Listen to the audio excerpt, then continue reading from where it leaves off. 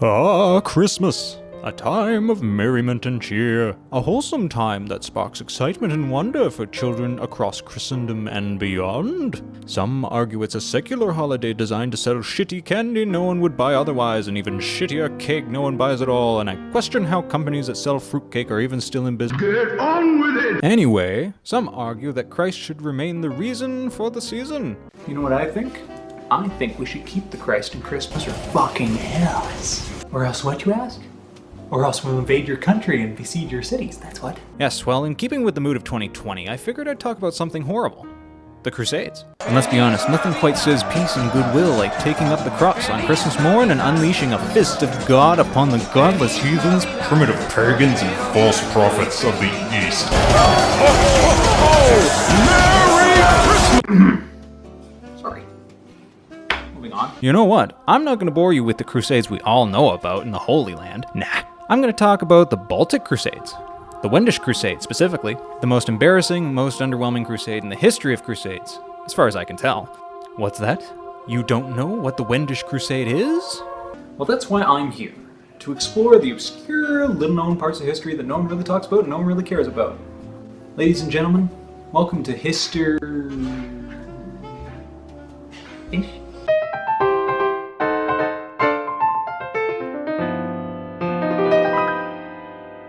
The Wendish Crusade.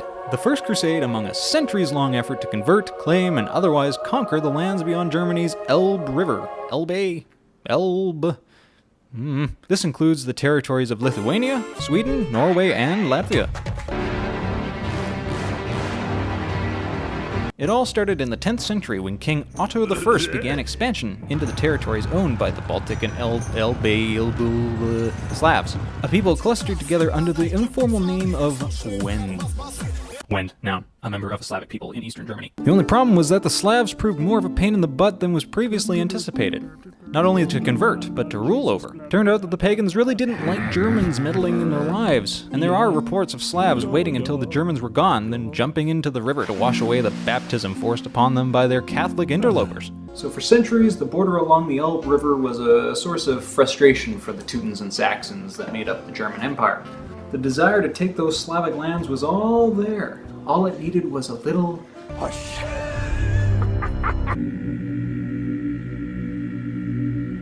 In 1144, the Holy Land was once again becoming unstable. Islam was going electric boogaloo on the Christian enclaves in the area, with the siege of Edessa, resulting in Islamic victory by, oh god, don't hate me guys, Imad al-Din Zengi.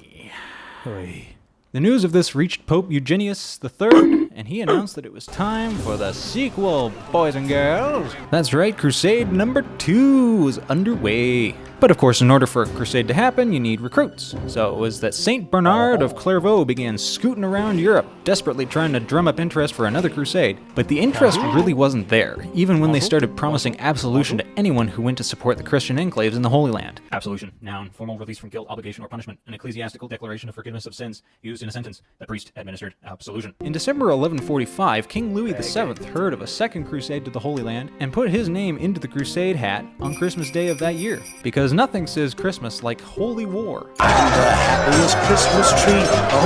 He was, the only one interested. His nobles were like, no.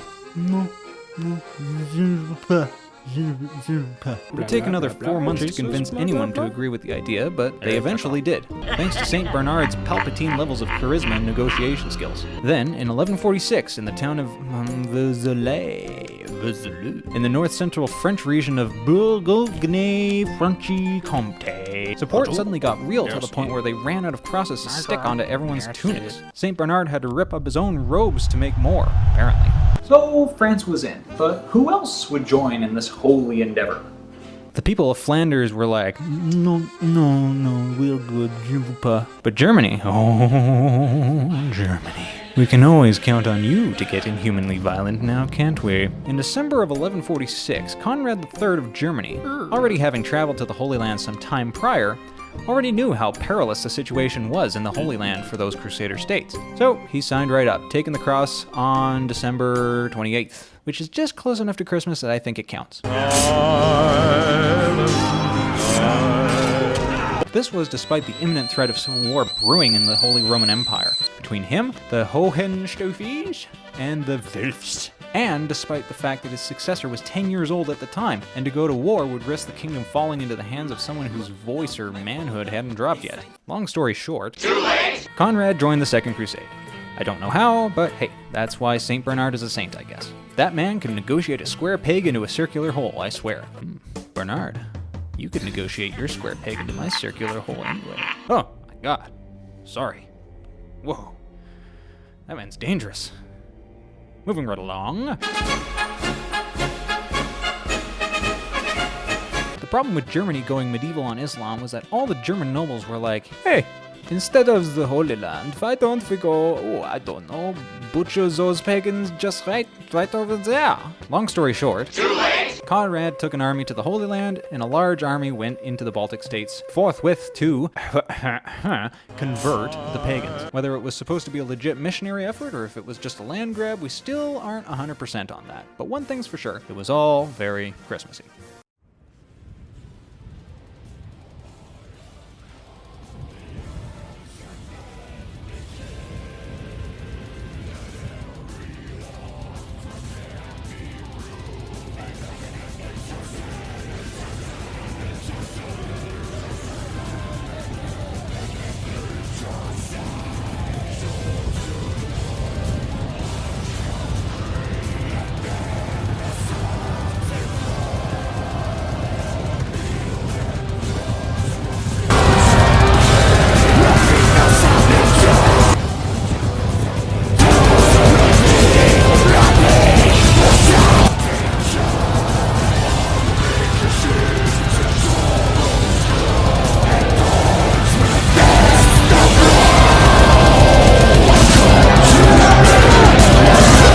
On April 11th of the same year, Pope Eugenius III passed a bull.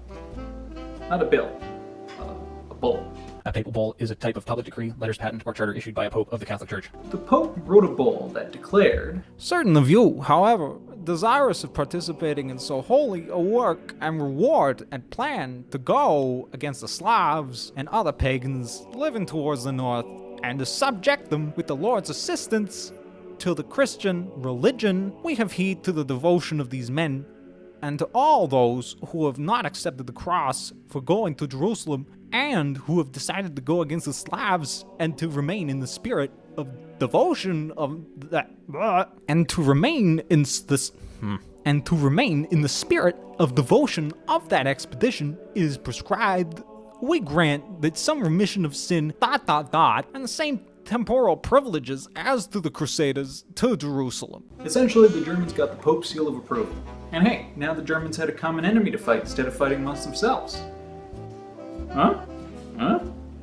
There was another small snag, though. While our friend St. Bernard wanted converting to be the primary focus of the Wendish Crusade, he also wrote in a letter that war against the pagans should continue until such time as by God's help they shall be either converted or wiped out. But since the tribes and nations of the Slavic regions were a complicated mishmash of nations, borders, languages, and so on, it was vague as to how far east they should travel before they were technically at the end of the crusade. I guess they didn't really care, because I couldn't find any research on whether or not they addressed it as a problem.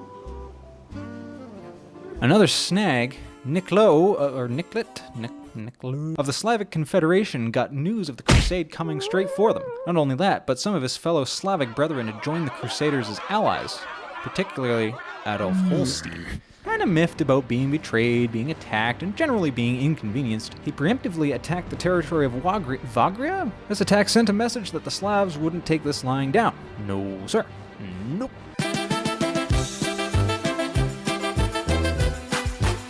It finally came time to move into the lands and Convert.